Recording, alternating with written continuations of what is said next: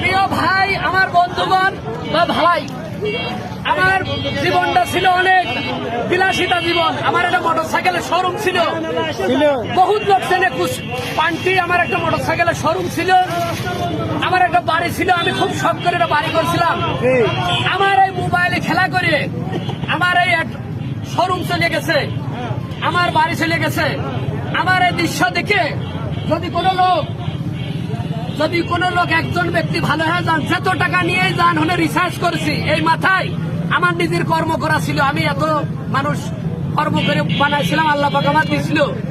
অসৎ পথে কেউ কোনোদিন বড় লোক হতে পারে না, রাতারাতি কেউ বড় লোক হতে পারে না। কোন মানুষ এইটা দেখে সব শিক্ষা গ্রহণ করবেন। জীবনে কেউ জুয়ো খেলবেন না। ঠিক আছে, ঠিক আছে।